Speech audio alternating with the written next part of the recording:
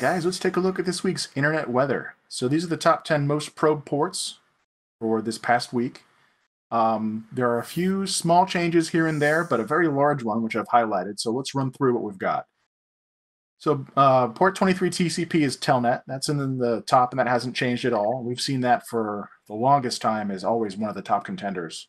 A lot of IoT devices seem to still have that open, and it's a very, very valuable way for people to get new bots into the botnet.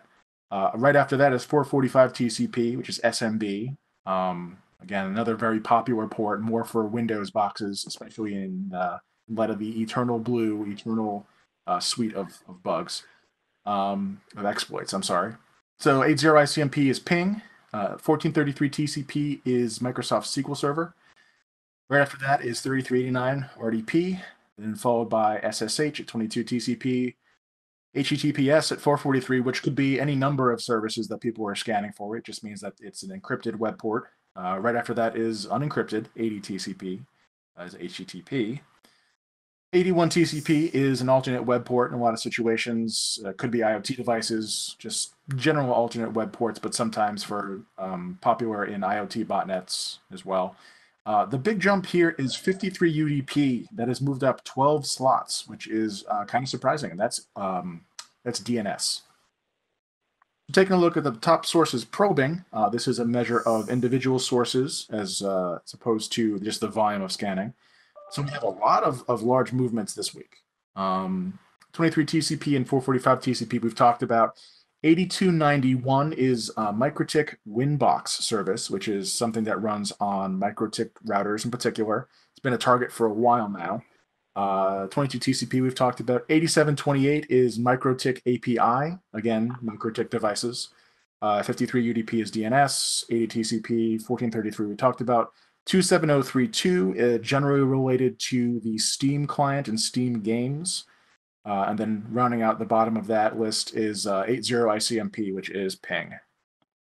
So I've never seen the Steam client up there, Matt. Do you have any background on like, are they just trying to get into Steam servers like that people are hosting?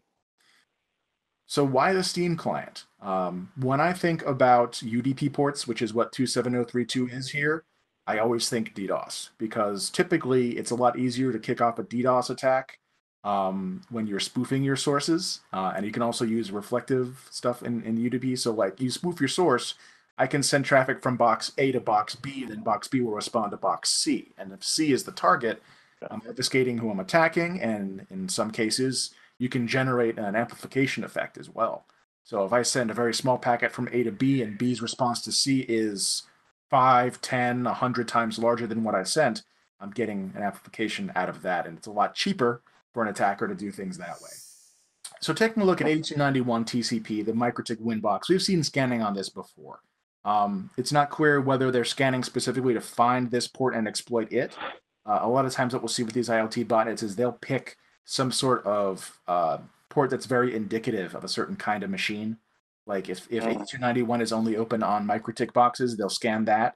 And if they get that, they'll actually exploit a different port because it'll tell them something about the possible targets. So for example, if you wanted to sit there and try brute forcing all the SSH credentials for these boxes, you could do that. Or you could test to see if it's a Mikrotik Winbox and then try the default for a Mikrotik. We have seen people do things like that. So that's what I tend to think this is. So here's something interesting. The other port that spiked up this week was 8728. And I've just changed my slides, and it's probably obvious to you guys how similar these two slides actually are. Yeah. But the interesting thing is the sources here for the 8291 scanning were in Germany and Egypt. You take a look at the ones for the 8728, Vietnam, Thailand, and India. So I think this is the same botnet, and I think it's splitting up its scanning between two different populations. Because it's too weird that these things look so close, and yet the sources are not the same. Yeah. So it's kind of sketchy, but if you see that for a long time there was a sort of a lull, it may not actually be a lull so much as that's what the baseline looks like when this botnet's not in play. Once its volume gets turned up against the ports it's interested in, you can see it. It basically drives the graph. So I think that's really interesting. Yeah, I think Mikrotik likes being on these scans because they're always That's here. what It seems like it's like publicity for them, right? Mark, it's some kind of I don't know. most attacked devices. I don't think that's anybody's Yeah, publicity. it's Yeah. crazy. So taking a look at 27032, George, like we talked about before, this is that Steam client. This is, it seems like it's not exactly periodic or regular. Like there are some pretty big spikes here. They might be on like a daily or every couple day basis because the spacing between some of the ones towards the right and towards the left seem to be pretty regular. But I don't think this is a research project. I think this is somebody who's actively looking to scan to use for amplification attacks. Yeah, yeah, makes sense. Any thoughts, Karen? Yeah, I agree, Matt. Okay. Well, that's it for the internet weather for this week. So thanks, guys. Thank you, Matt.